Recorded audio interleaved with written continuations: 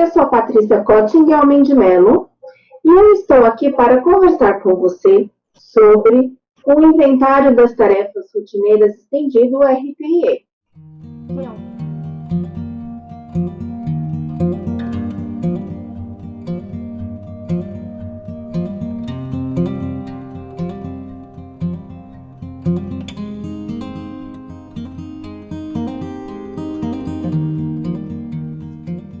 O RTIE foi criado e desenvolvido por duas grandes terapeutas ocupacionais, referências históricas para a nossa profissão, Naomi Katz e Claudia Allen.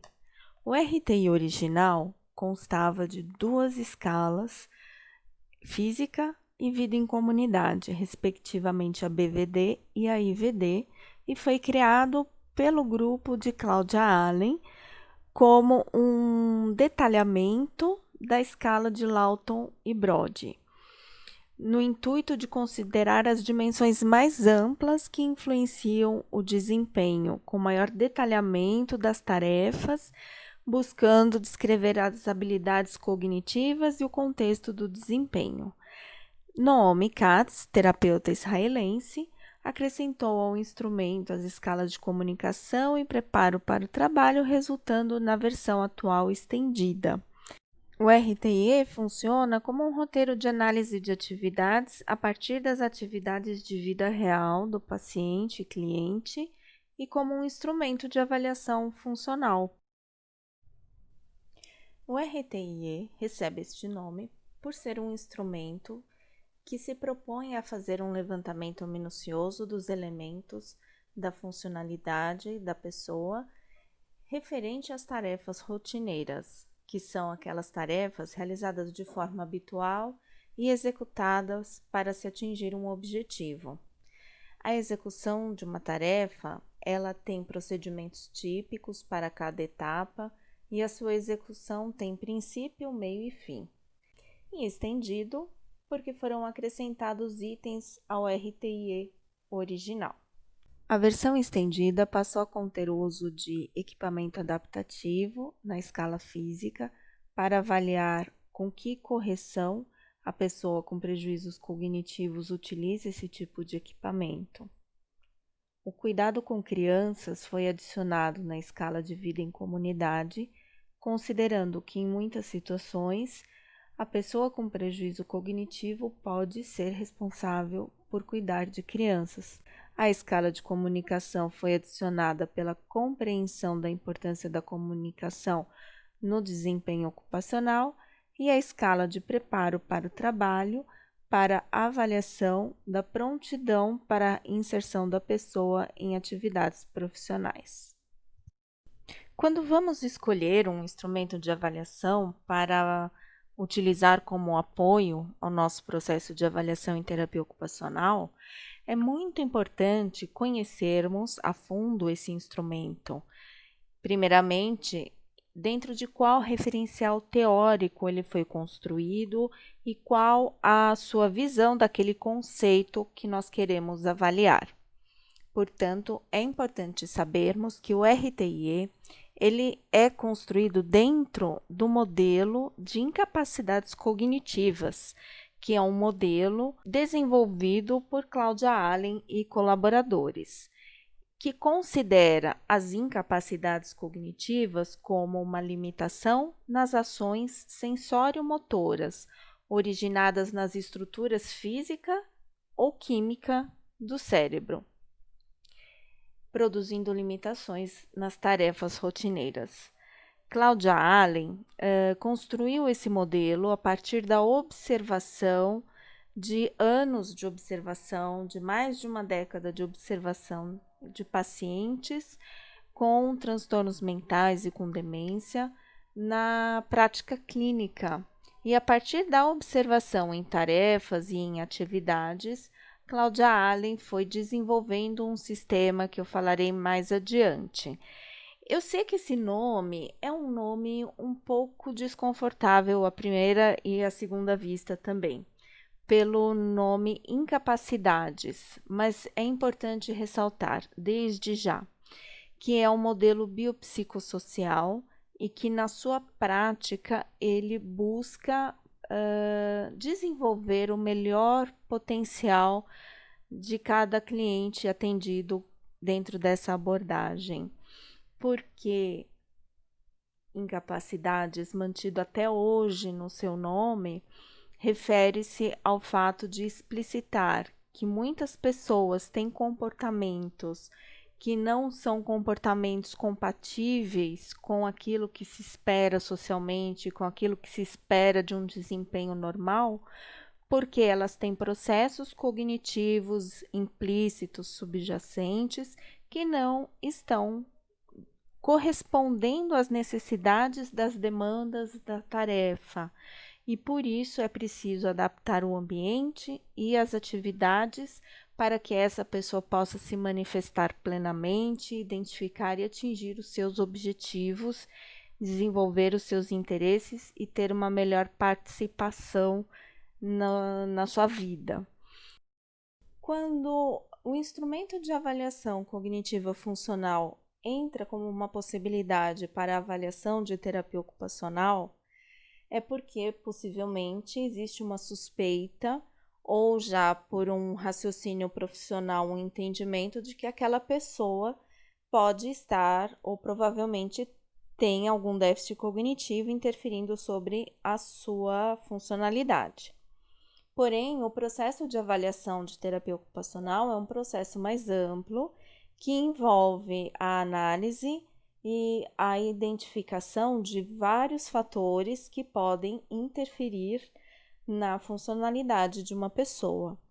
Por isso, a entrevista clínica, o raciocínio profissional, a avaliação de outros aspectos da funcionalidade fazem parte da avaliação de terapia ocupacional. Buscar identificar os interesses, etc. Os interesses da pessoa por atividades, o histórico ocupacional. Então, não se pode nunca dizer que um único instrumento de avaliação cognitiva funcional ou um único instrumento de funcionalidade é uma avaliação de terapia ocupacional, ou mesmo que é uma avaliação de funcionalidade, pois a funcionalidade é um conceito multidimensional. Na medida em que a funcionalidade se torna cada vez mais reconhecida como um importante indicador de saúde, avaliá-la se torna importante para todas as profissões comporem o seu raciocínio clínico e profissional na intervenção com pessoas com prejuízos cognitivo-funcionais. Portanto, pessoas com, vamos supor, quadro clínico de depressão, que esteja com os sintomas depressivos remitidos, que tenha sido considerada sem sintomas depressivos classicamente. Se ainda persistem sintomas funcionais que possivelmente estão relacionados com os prejuízos de funções executivas e de atenção que podem ser decorrentes do quadro depressivo, se a pessoa não tem a melhora plena no próprio ponto de vista, no seu desempenho, ainda considera-se que precisa tratamento para o quadro e a equipe mantém essa pessoa ainda em tratamento. A avaliação da funcionalidade ela vai colaborar para a tomada de decisões, considerando a autonomia e a independência da pessoa, levando em conta a segurança no desempenho das tarefas rotineiras. Por exemplo, é seguro ainda a pessoa com demência dirigir? Qual o momento de parar? Qual o custo-benefício dessa decisão? É possível morar sozinha ou precisa de alguém acompanhando? Também a avaliação da funcionalidade tem sido muito solicitada como auxílio diagnóstico, na medida em que a funcionalidade ela é critério diagnóstico para certos quadros. Por exemplo, para o diagnóstico relacionado à doença de Alzheimer, a demência na doença de Alzheimer, a funcionalidade é um dos critérios. Então, para diferenciar de uma pessoa que pode estar ou com um CCL ou com uma demência leve, a funcionalidade vai ser um fator muito importante de informação. A avaliação é o ponto de partida para o desenho do plano de tratamento clínico e de reabilitação e também a sua reaplicação de tempos em tempos para o acompanhamento da evolução do quadro. Ela é importante para a nossa prática clínica baseada em evidências, aumentando a credibilidade e a argumentação da nossa profissão, e também os instrumentos utilizados e a sistematização favorecem a pesquisa clínica. A funcionalidade é avaliada pela observação, que é o ato que permite a apreensão de informações sobre como o indivíduo realiza suas atividades diárias, levando a uma sistematização das informações. Como a funcionalidade é um conceito multidimensional, que engloba fatores pessoais e ambientais, ela pode ser observada de várias maneiras. Ela pode ser avaliada por observação indireta ou por observação direta. A observação indireta ocorre quando o próprio cliente conta como é o seu desempenho, ou então quando um cuidador, um familiar, um informante, pode ser um vizinho, um amigo, desde que a pessoa seja bastante próxima daquela pessoa pela qual ele está informando. Ou pode ser também feita pela observação direta, quando um terapeuta observa o desempenho na atividade. A observação indireta, ela pode sofrer um viés de subjetividade do informante, para mais ou para menos. Por exemplo, uma pessoa que tem falta de consciência do déficit pode afirmar que está fazendo determinadas tarefas com plenitude de desempenho, quando na verdade nem está desempenhando. Ou então, um familiar pode subestimar ou superestimar a capacidade do seu familiar em realizar o desempenho, seja porque tem uma negação psicológica em relação aos déficits, ou seja porque quer super proteger o seu ente querido. A observação direta, então, tende a ser pensada como algo mais fidedigno, porém, há que se considerar que quando nós terapeutas observamos, apesar dessa observação ser mais neutra e qualificada, estamos num ambiente muitas vezes diferente daquele ambiente em que a pessoa costuma realizar as suas tarefas. E isso por si só, em quadros cognitivos, pode ser um viés em que a pessoa tem um desempenho pior do que teria no seu ambiente cotidiano. E também a pessoa está numa situação em que ela sabe que ela está sendo avaliada. Isso por si só também pode trazer ansiedades, inseguranças que interfiram na sua cognição. Então, para mais ou para menos, os dois modos de avaliação têm suas vantagens e suas desvantagens. A questão é que, sendo utilizados instrumentos padronizados de avaliação, nós temos instrumentos para os 3 pontos de vista, seja a avaliação coletando informações com o paciente, seja a observação direta, ou seja, coletando com um informante. Porém, raramente, na verdade eu nunca vi um instrumento, até chegar a conhecer o RTIE, que avaliasse os 3 pontos de vista exatamente nos mesmos itens, com exatamente os mesmos critérios.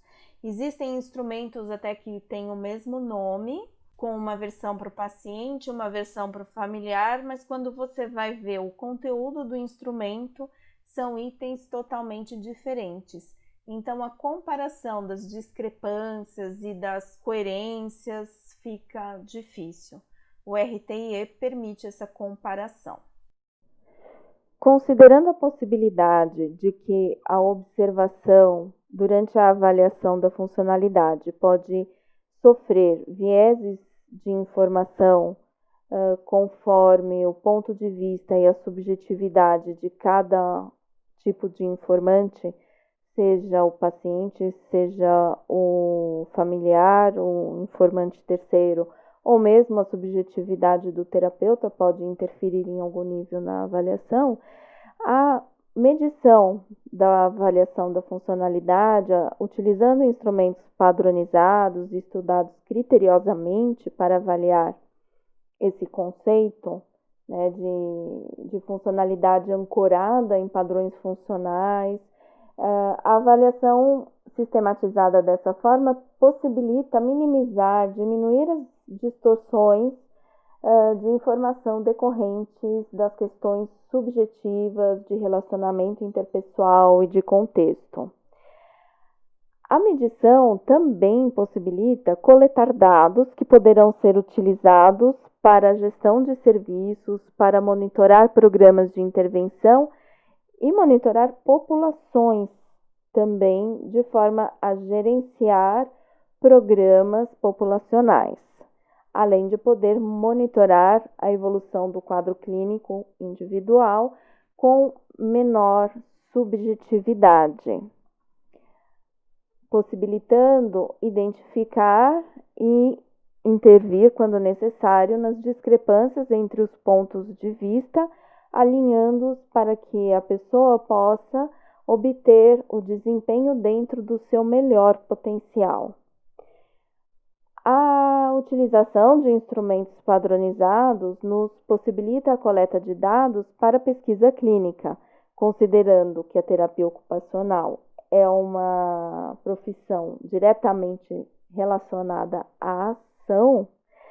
Isso nos mostra que poder medir o nosso trabalho no dia a dia, né, os resultados das nossas intervenções e estruturar isso de forma que, dentro da nossa prática, sem os artificialismos que podem haver na academia, isso pode gerar dados bastante úteis para a evolução das nossas práticas clínicas e fundamentar o nosso raciocínio profissional, embasar a construção de relatórios, também para melhorar o nosso diálogo tanto com a família, quanto os gestores e quanto as equipes que estão assistindo, que estão participando da assistência.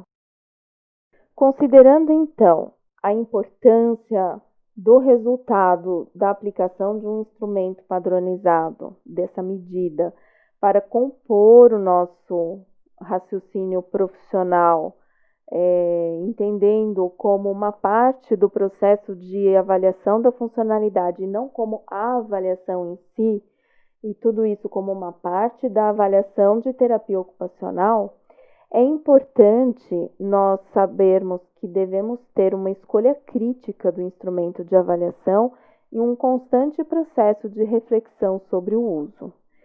Esse instrumento que escolhermos deve ter sido estudado para a população a que se destina sua aplicação, seguindo os critérios metodológicos rigorosos, e o terapeuta precisa utilizar um instrumento com ética e bom senso em relação à normatização que o instrumento propõe. Ou seja, a pontuação dele vai estabelecer determinados critérios que vão nos orientar em emitir e entender determinados pontos. Por exemplo, o mini-exame de estado mental. Ele tem 3 níveis de faixa de corte, para demência moderada, leve e sem demência, que podem ajudar a montar grupos de pesquisa conforme o grau da cognição. Então, demência moderada iria para um grupo de pesquisa, demência leve para outro, e o controle seria pelos que estão dentro da normalidade. Para a prática clínica, isso já não é tão assim. Isso já tem pessoas que não vão estar dentro dessa nota de corte e vão ter características peculiares. Eu já atendi um idoso que usava fralda, não sabia o que comeu no café da manhã, nem o próprio nome, e teve um viés de aprendizagem no Mini-Mental e fez 25 pontos, que não era compatível com a sua funcionalidade, com o seu status global. Então, é preciso muito cuidado. Por isso, também se deve seguir exatamente a sua proposta de de aplicação e o seu método de aplicação. Não se deve mudar nada no instrumento, porque ele é um instrumento padronizado.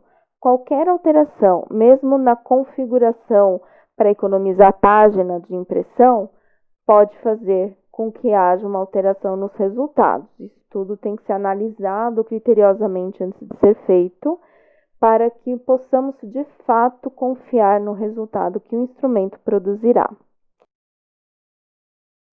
Como eu falei para você de forma tão enfática da importância de escolher instrumentos padronizados, estudados com bastante rigor, eu trago aqui alguns conceitos de epidemiologia e de psicometria que devem estar presentes e identificados na escolha desse instrumento de avaliação. Conceitos de sensibilidade e especificidade, e também a fidedignidade, conhecida como confiabilidade em alguns artigos, e mais adiante eu vou falar sobre a validade. A fidedignidade é a propriedade de um instrumento em medir o objeto avaliado de forma precisa, com resultados consistentes, possibilitando a reprodutibilidade da medida.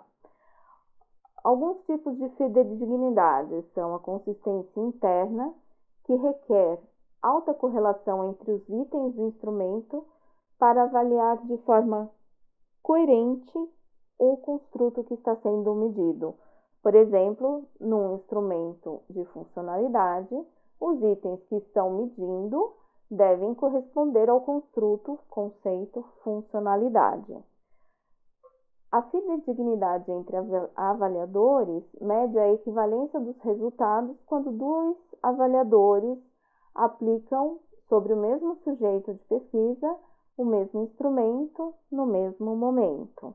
Então, o resultado, a pontuação deve ser coerente. E a fidedignidade teste-reteste mede a correlação entre as pontuações obtidas ao se aplicar o instrumento em momentos diferentes sobre o mesmo sujeito. Conforme o estudo, podem-se fazer todos esses tipos de estudo de fidedignidade ou não.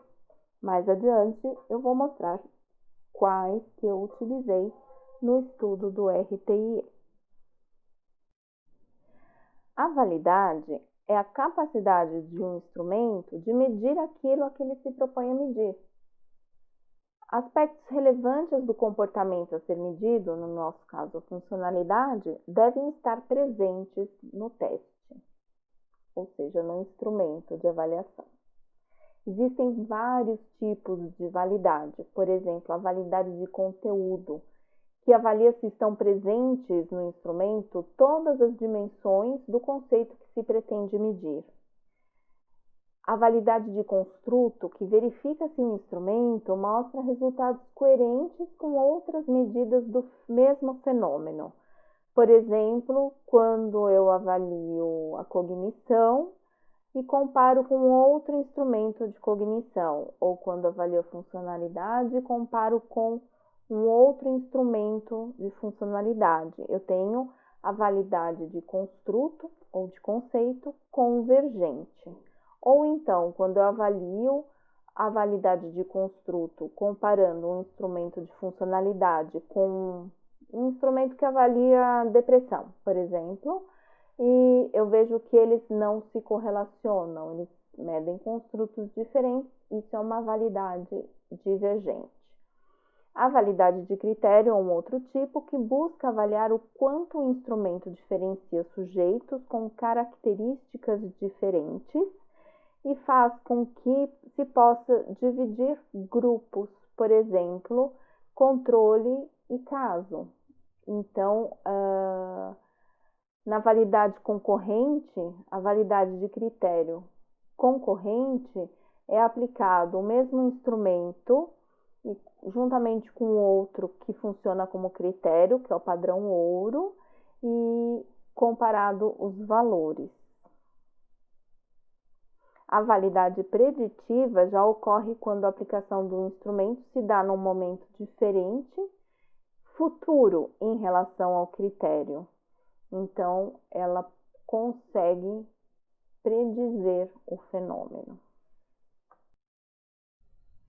Então, fidedignidade e validade são atributos do instrumento de medida. São conceitos, são propriedades psicométricas do instrumento. Já sensibilidade e especificidade são conceitos estatísticos relacionados com a normatização, com os dados normativos do instrumento, ou seja, com o que os resultados dele significam em termos de padronização dos valores para estudo de população, para o significado estatístico dos seus resultados e epidemiológicos. Então, a sensibilidade é a capacidade do teste, do instrumento de avaliação, de detectar a condição quando ela está presente, ou seja, a proporção de casos positivos identificados corretamente. Essa característica do instrumento, um instrumento com alta sensibilidade, ela deve predominar nos testes de rastreio, ou seja, naqueles que, aplicados em população, podem identificar de forma abrangente pessoas que tenham maior chance de estar positivas para uma determinada condição.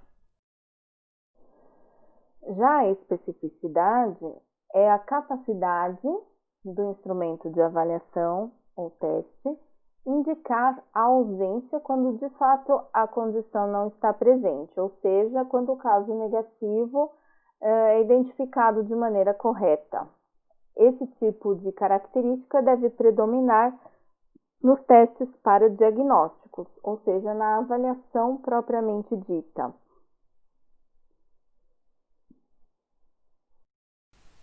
No nosso caso, então, devemos optar para a avaliação da funcionalidade por instrumentos padronizados que sejam específicos, que possam diferenciar entre pessoas funcionais de pessoas não funcionais dentro de características e conceitos bem definidos. Agora eu quero te apresentar esse esquema de referência para avaliação cognitiva funcional, o CFE, de Cognitive Functional Evaluation, que descreve e sistematiza o processo de avaliação cognitiva funcional em pessoas com incapacidades cognitivas ou com prováveis incapacidades cognitivas. Ele consiste em 3 estágios necessários de aplicação e 3 estágios opcionais.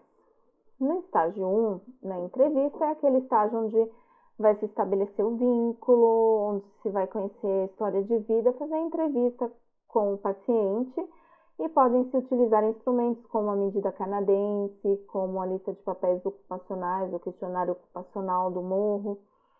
E no estágio 2 nós temos o rastreio cognitivo, que não é a mesma coisa que aquele rastreio da sensibilidade. Lá na sensibilidade era um conceito estatístico da epidemiologia. Aqui a gente tem realmente um rastreio no sentido de triagem cognitiva para saber quais são os domínios cognitivos provavelmente mais afetados pela condição de saúde que podem estar impactando sobre a funcionalidade. Podem ser utilizados o MoCA-teste, o mini-exame do estado mental, o LACLS-5, o DELOTICA, e, sendo necessário, pode-se utilizar no estágio 4 testes cognitivos para domínios específicos. No estágio 3, nós temos o uso de medidas gerais de cognição em ocupações. E aí entram vários instrumentos e aonde está colocado o RTIE nesse esquema da avaliação de funcionalidade. Então, são avaliações em que, através do desempenho da tarefa, chega-se a uma medida cognitiva impactando na funcionalidade. No estágio 5, nós temos medidas específicas de domínios cognitivos em ocupações, e o estágio 6 refere-se à avaliação do ambiente.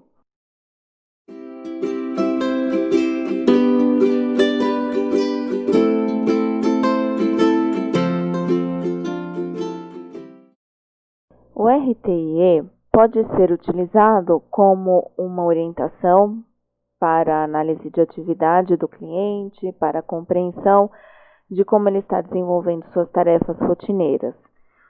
Porém, existe um fundamento muito importante que o embasa, que é o modelo da incapacidade cognitiva, desenvolvido por Claudia Allen e seus colaboradores, que foi criado e desenvolvido a partir da observação sistematizada das dificuldades de desempenho em pessoas com prejuízo cognitivo de várias etiologias.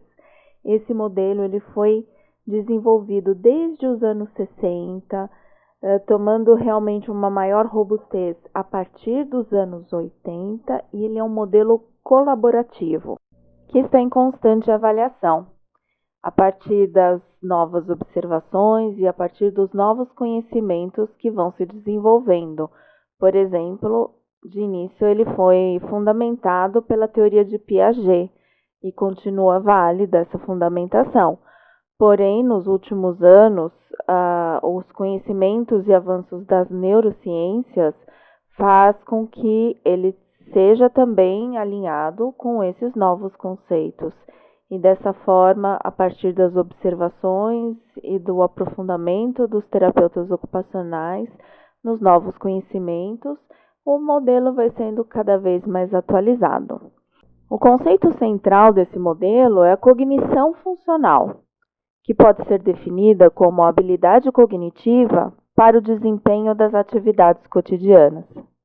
A cognição funcional compreende a interação complexa e dinâmica entre capacidades cognitivas, a ação motora que resulta na realização das atividades e o contexto em que se produz o desempenho observável.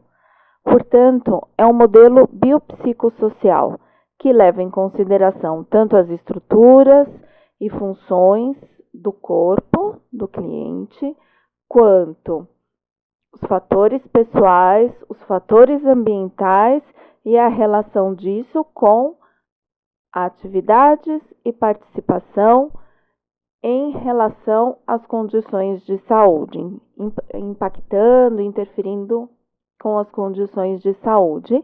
Então, nos remetendo também a outro modelo, outra referência biopsicossocial, que é o esquema da CIF.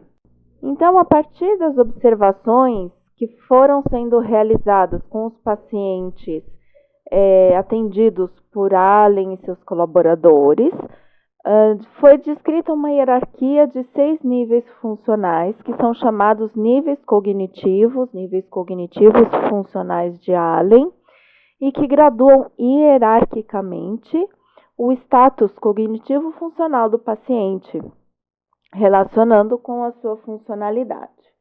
Eu não vou me detalhar profundamente aqui, porém é importante eu trazer esse conceito, pois, como vocês verão, nós temos uma numeração no RTIE, na escala, em cada escala, que corresponde a esses níveis cognitivos funcionais e serão importantes na sua interpretação.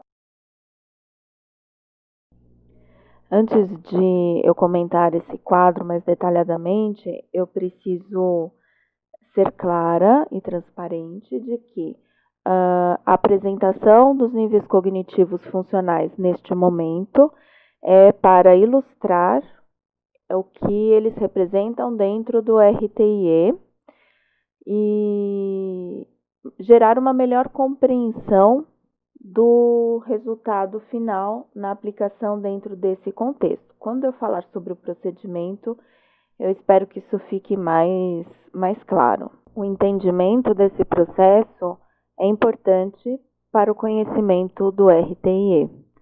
Porém, o modelo que está por baixo da criação desses 6 níveis cognitivos, que vai trazer realmente o significado para essa escala, que é a escala cognitiva de Allen, ele é bem mais complexo e bem mais completo do que simplesmente este quadro, ok? E é importante também frisar que o objetivo não é reduzir o paciente a um número, que é algo que para nós, TO, sempre dá um desconforto inicial.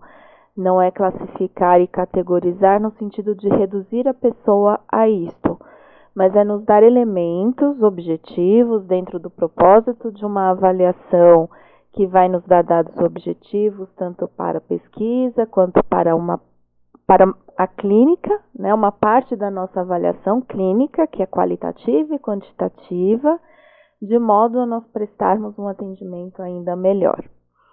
Então, essa hierarquia, ela começa do 0, que não vai aparecer no instrumento, porque é quando a pessoa está em coma, e de 1 a 6, em ordem crescente, nós teremos as ações automáticas, que são aquelas ações reflexas, sem intencionalidade muito presente, mas que são ações importantes, por exemplo, de serem observadas como a esquiva do estímulo doloroso, poder acompanhar o deslocamento de um objeto, deglutir alimentos, a comunicação por expressão facial, emissão de sons. O paciente aqui ele é completamente dependente. Em geral, ele fica muito cansado se fica alguns minutos sentado. Então, a maior parte do tempo é o paciente acamado.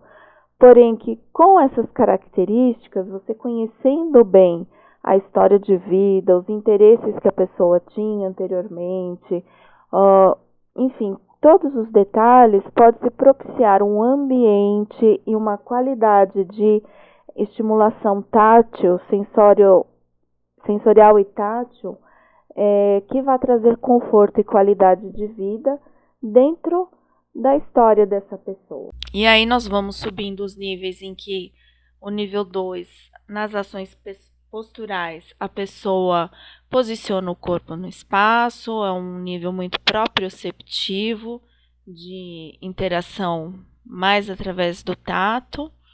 As ações manuais, a pessoa manipula de forma simples objetos que lhe interessam, as ações direcionadas para uma meta, as ações exploratórias e as ações planejadas. O nível 6 seria um nível em que você tem o funcionamento humano mais próximo da normalidade ao nível da independência total. No nível 5 requer supervisão e no 4, 3 ajuda e aí vai sendo cada vez mais necessária a ajuda.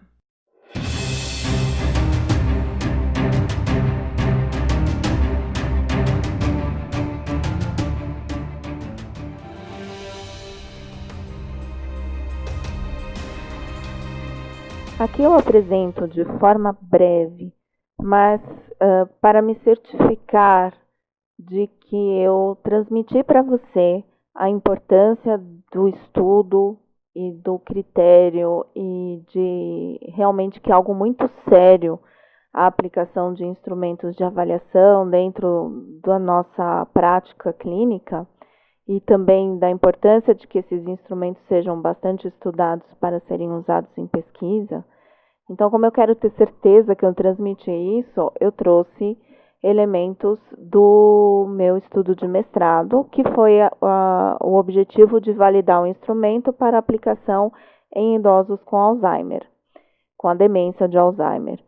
Então, todo estudo de validação de um instrumento que não é originalmente desenvolvido para a nossa cultura, no nosso idioma, começa com a tradução e adaptação transcultural, e eu segui os guidelines, as orientações de Beaton e Guilhermin, publicadas no ano 2000, e que fazem esse caminho, né, de tradução, de síntese, de retrotradução, análise por um comitê de especialistas e aplicação do piloto para ajustes, buscando que o instrumento tenha equivalência semântica, conceitual, idiomática e cultural em relação ao instrumento original, iniciando-se o processo com a aprovação da autora e sendo constantemente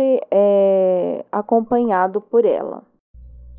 Que foi quem definiu e autorizou a versão final, foi quem falou está ok. Então, no processo de tradução do inglês para o português, foi feito por um terapeuta ocupacional e por uma pessoa leiga no assunto, porque é um instrumento que também será lido por pessoas leigas, pelo paciente, pelo informante.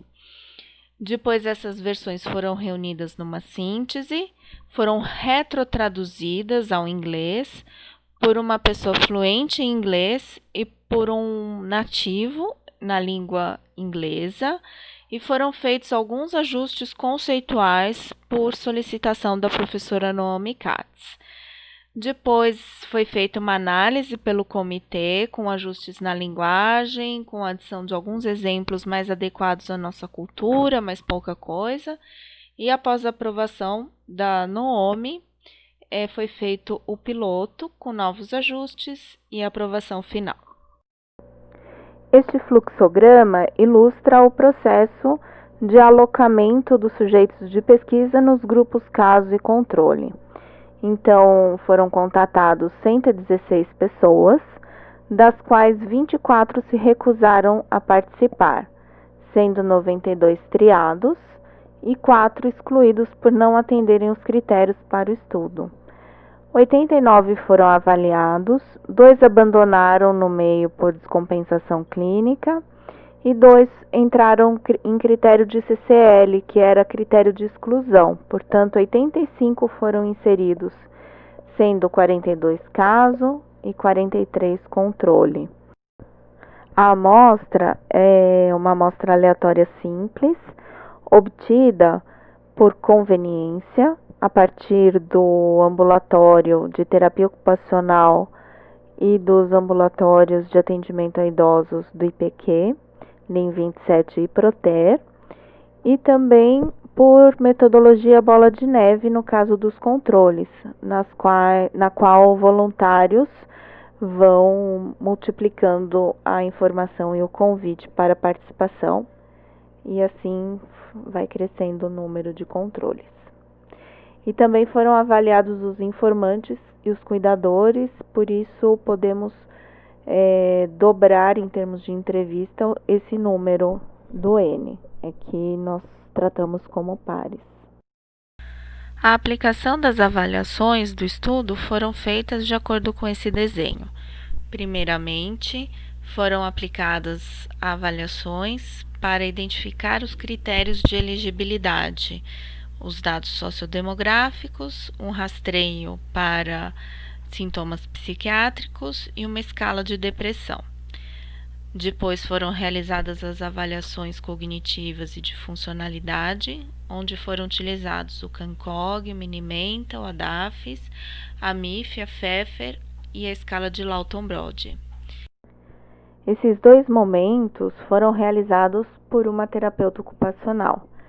A aplicação do RTE foi realizada por outra terapeuta ocupacional que desconhecia o diagnóstico e o status funcional, ou seja, o resultado das avaliações cognitivas e de funcionalidade já aplicados, dessa forma sendo cega para a funcionalidade do paciente, de forma a não interferir, não sugestionar a aplicação do RTE, minimizando vieses de interpretação.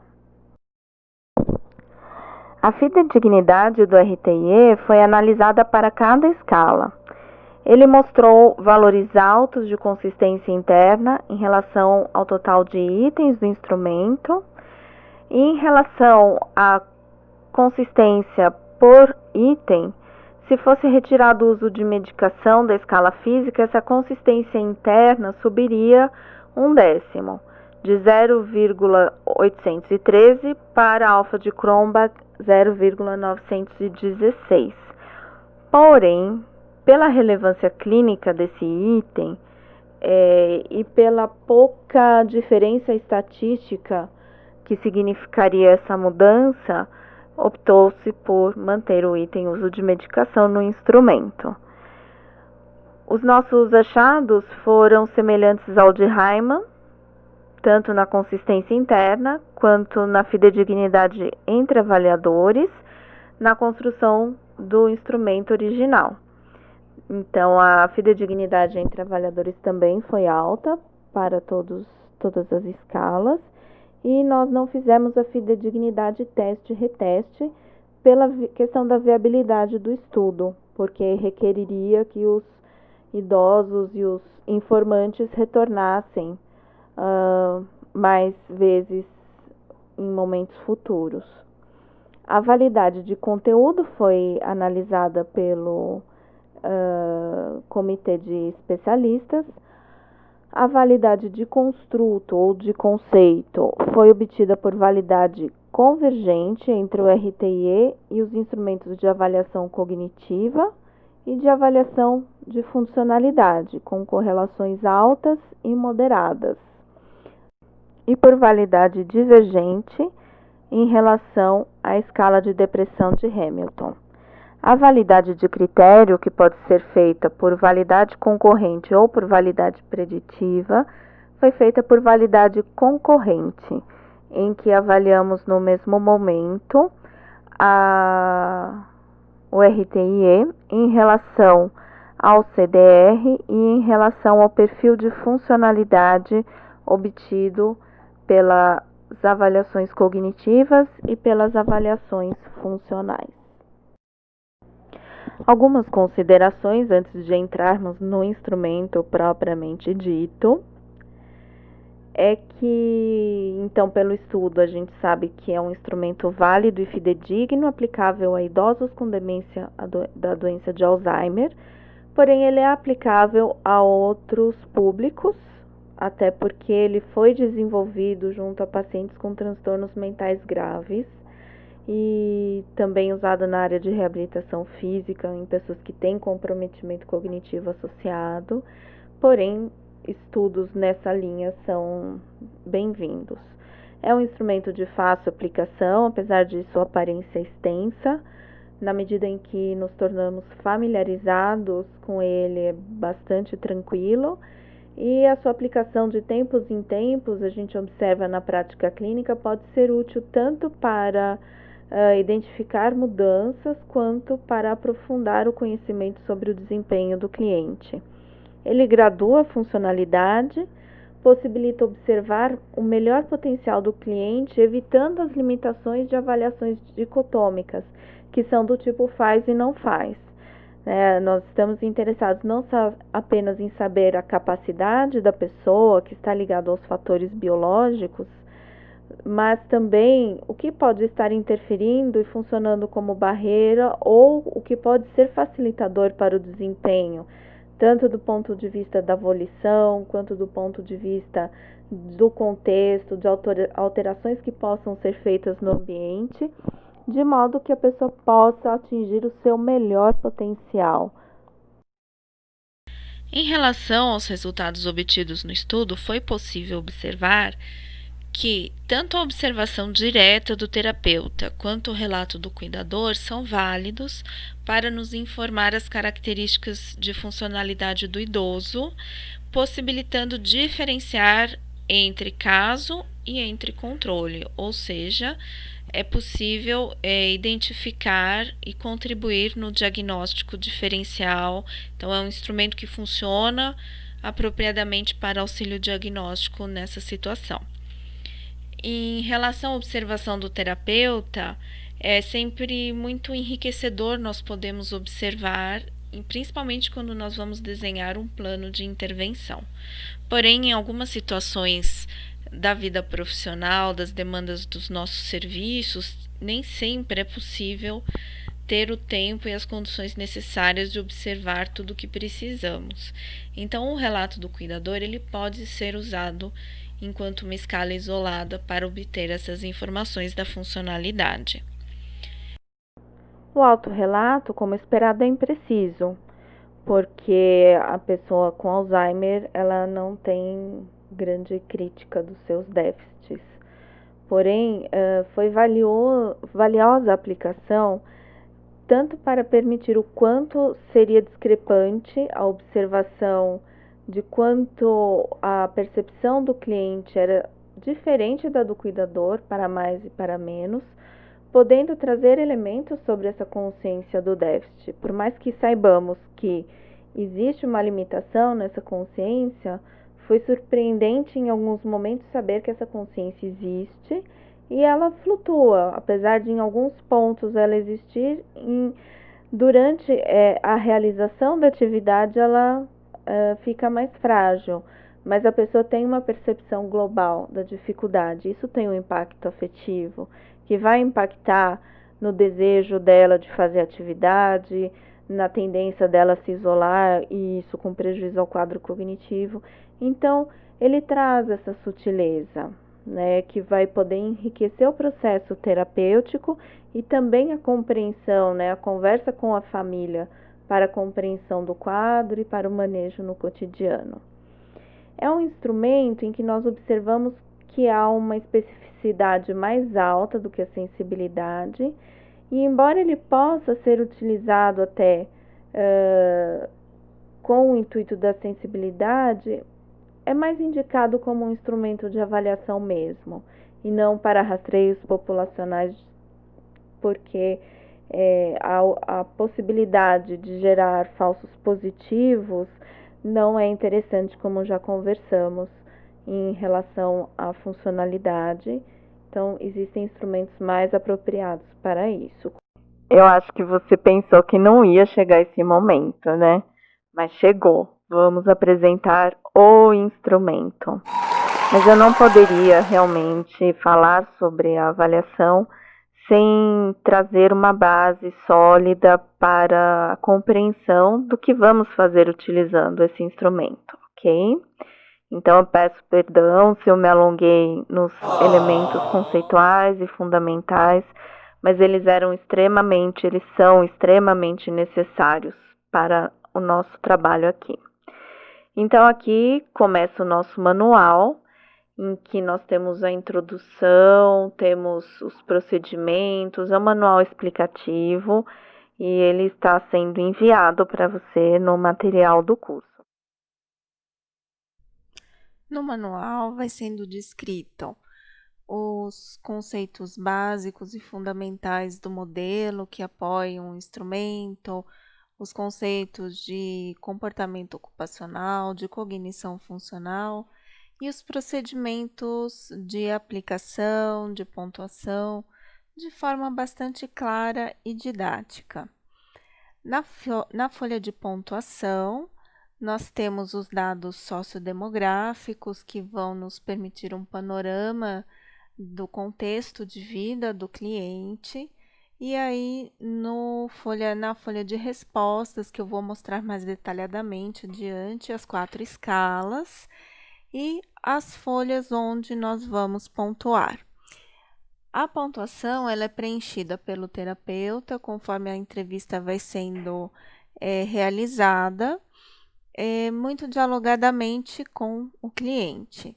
O cliente recebe uma folha dessas, ou seja, recebe todas as folhas do instrumento e vai acompanhando a entrevista. Então, mais adiante eu apresento algumas sugestões de perguntas e de pontos a serem abrangidos nas escalas.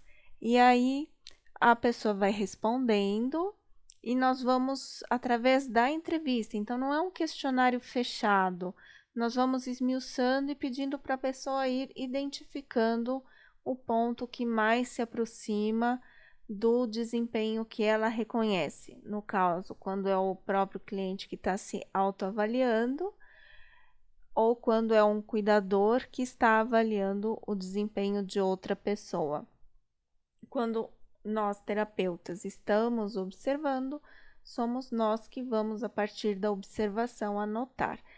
Pode ser que em equipe nós tenhamos, então, a informação, por exemplo, numa reunião de discussão de caso, vinda de outros profissionais que observaram a aplicação de alguma outra atividade, mesmo sem ser no contexto de terapia ocupacional.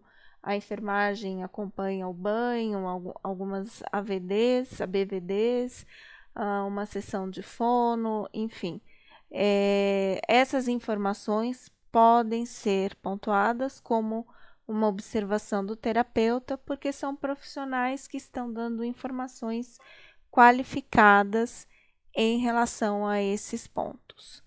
Na escala de preparo para o trabalho, vão ser itens muito interessantes em termos de ritmo, de interação com outras pessoas. Aqui eu trago para apresentar para você a folha de pontuação original do instrumento em inglês, à esquerda, e a folha traduzida que ficou aprovada pela professora Naomi Katz. Para exemplificar a importância de cuidarmos da aparência e de manter a estrutura original do instrumento no processo de adaptação. Essa folha traduzida, ela foi aprovada pela professora Naomi e algumas sugestões que nós tínhamos proposto ela não autorizou. Então, isso mostra o quanto nós temos que ser bastante conscienciosos quando vamos utilizar escalas e instrumentos desse perfil, que nos oferecem uma medida, um resultado final. É importante salientar que qualquer mudança que seja feita para o uso clínico, ela passa a sair do padrão em que o instrumento foi estudado e, portanto, a pontuação final, aquele número que nos traria uma medida, ele deixa de ter validade e deixa de ter confiabilidade, fidedignidade. Pode ser usado, por exemplo, se eu pegar alguns itens para conversar dentro da estrutura do RTE e não utilizar o resultado numérico dele? Pode. Assim como poderia no Moca Teste apresentar alguns dos itens para saber algumas informações clínicas que eu gostaria do meu cliente, mas eu não vou poder usar como uma medida de desfecho. Ou se eu utilizar o Moca dentro de uma pessoa sem escolaridade, que não é o que é indicado no estudo. Então, para que nós possamos utilizar as medidas padronizadas para que o instrumento serve, é preciso aplicá-lo dentro do protocolo correto de aplicação. Pode-se usar de forma mais flexível e pode-se usar de forma fora do protocolo, porém sabendo que a informação que ele traz é prejudicada. Por isso, nós somos bem rigorosos no estudo. Uma das belezas do RTIE e também do modelo cognitivo-funcional de Allen e das suas outras avaliações desse modelo é que dentro da própria atividade você pode fazer a avaliação padronizada. Isso faz com que a avaliação do RTIE seja muito simples a aplicação, porque na medida em que ele pode ser feito por uma entrevista que vai sendo guiada pelo terapeuta, que pode utilizar essas sugestões elaboradas pelo grupo de Allen, de formato de ir investigando cada item, isso torna prático de aplicação, porque você não precisa montar uma avaliação, não precisa pagar por uma avaliação que pode ser cara muitas vezes. Você tem na própria observação da atividade, do desempenho, uma sistematização que vai gerar uma pontuação, uma medida fidedigna e válida. A aplicação, então, ela se dá através da entrevista.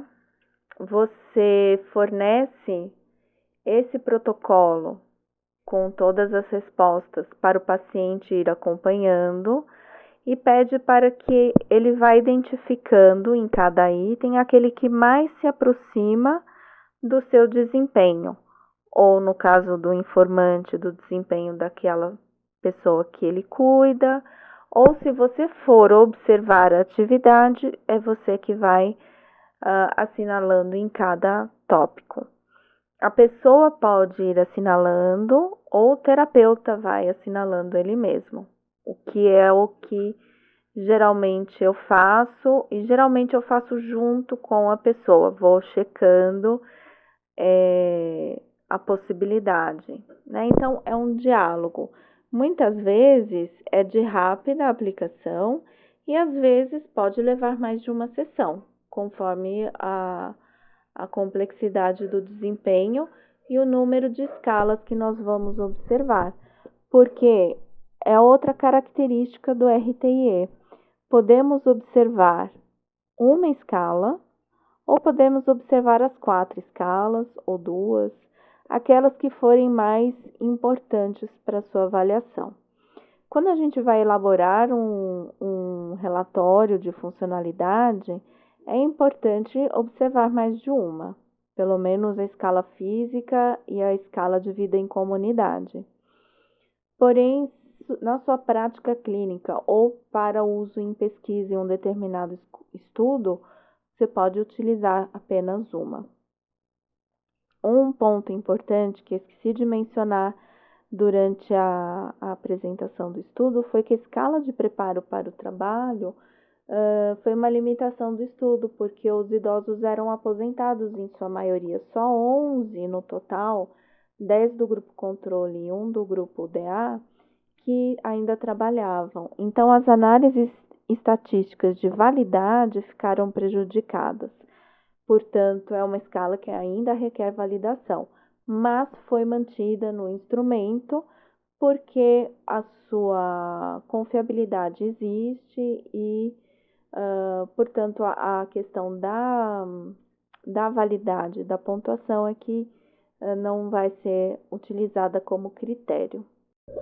Outro ponto no estudo também foi que não era viável fazer a observação do terapeuta dentro do ambiente cotidiano, do contexto de vida do idoso, que seria realmente muito interessante. Então, nós desenhamos, padronizamos as tarefas para observação de vestuário, de uso de telefone, de tal forma que ficassem tarefas de desempenho próximos ao cotidiano, então tarefas de vida real, não eram tarefas simuladas, eram realmente executadas de mobilidade funcional, e essas tarefas foram desempenhadas no ambulatório durante a avaliação. Não houve prejuízo estatístico, então não houve prejuízo na validade do instrumento por isso, tudo foi ajustado. Porém, na prática clínica, eu posso te contar que é maravilhoso quando é possível observar no ambiente e fora do ambiente. Então, em atendimento domiciliar, em atendimento externo, é fantástica essa observação.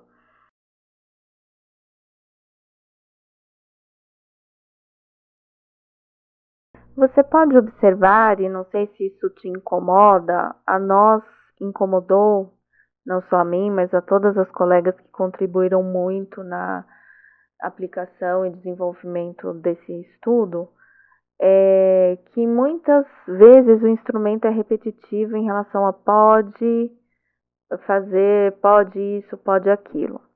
Acontece que, no aprofundamento do conhecimento do modelo das incapacidades cognitivas, isso é mais detalhado.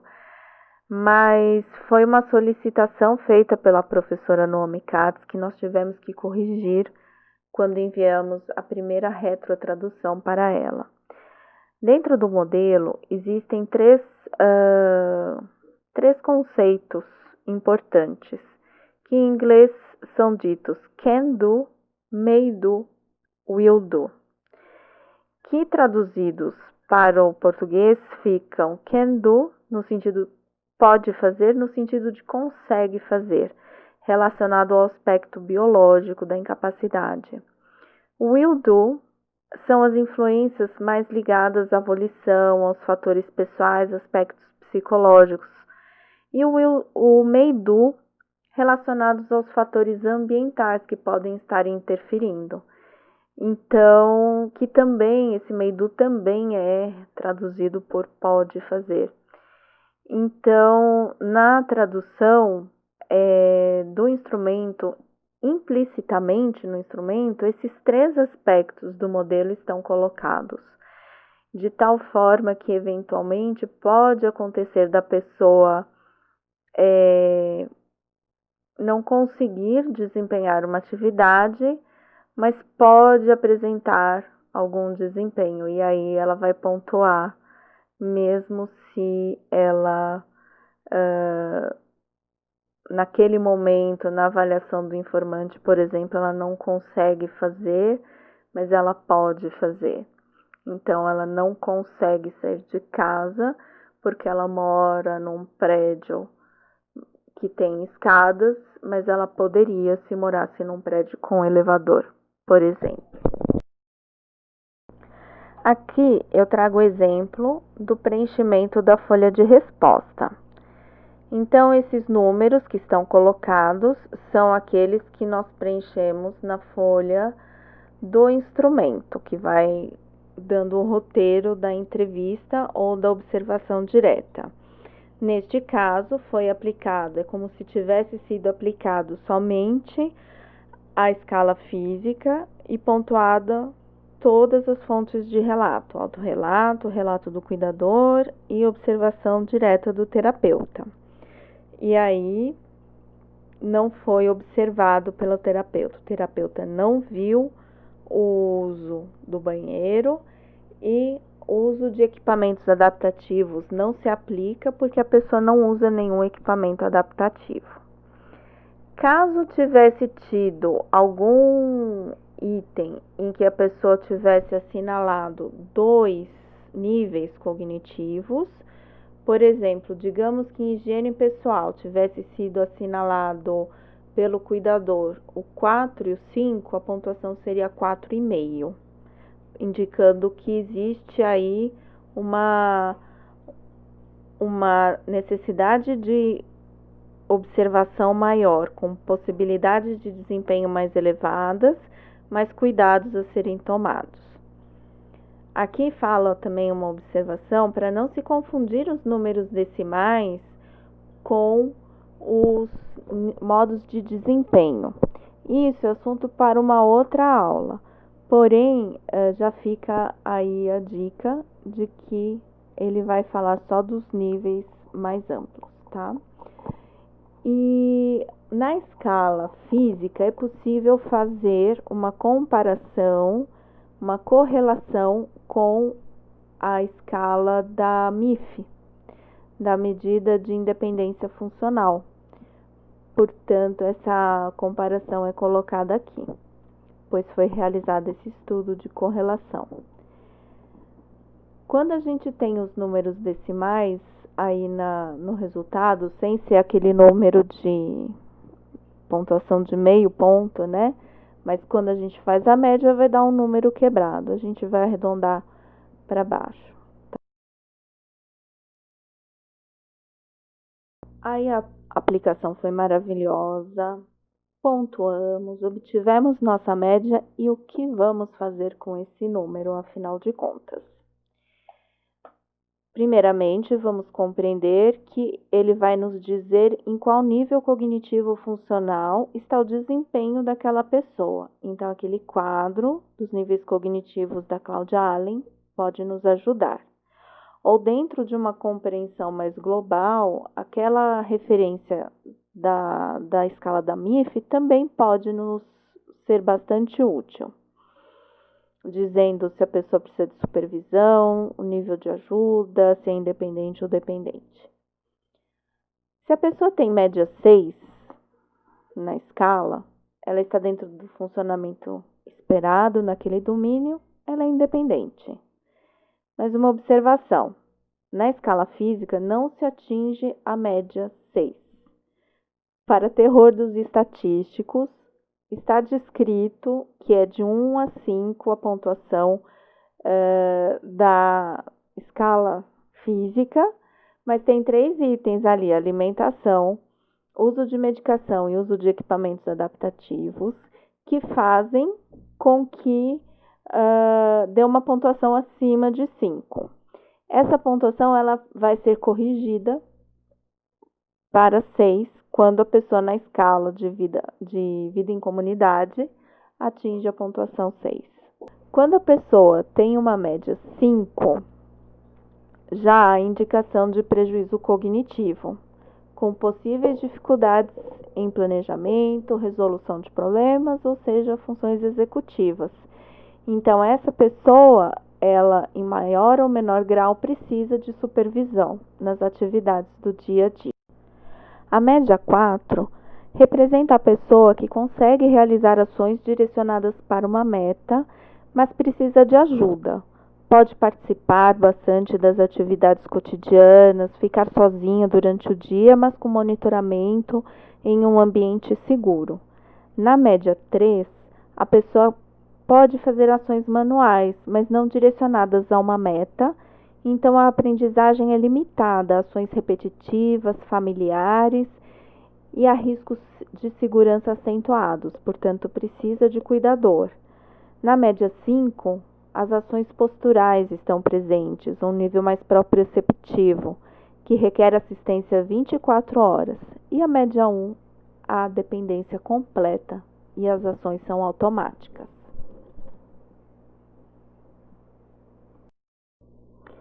Eu espero que você tenha gostado do instrumento, mas também espero que tenha uma visão crítica sobre ele. Que ele seja útil para você na sua prática clínica, que você use com discernimento, com sabedoria, não só com pessoas com demência na DA, mas também com outras populações com incapacidades cognitivas que você atenda. Os estudos das propriedades psicométricas da escala de preparo para o trabalho também devem vir a ser realizados e também começa-se a utilizá-la na telesaúde, que é essa demanda que surge agora na nossa profissão.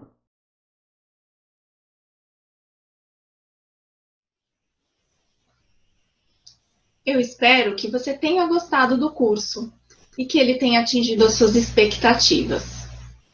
Que você possa, na sua prática clínica, utilizar o RTIE e assim orientar o seu raciocínio profissional para melhor atender as pessoas com dificuldades cognitivas funcionais. Eu fico à disposição para responder 2 perguntas por e-mail referentes ao conteúdo do curso e esclarecer dúvidas que possam ter ficado nesse sentido.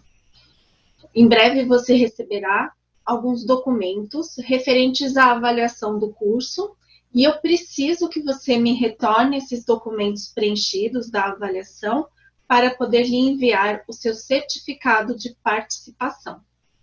Em breve teremos novidades sobre mais aulas e mais cursos. O intuito é poder acrescentar valor à nossa profissão, conhecimento e somar forças para ficarmos cada vez mais fortes mesmo. Nos vemos por aí.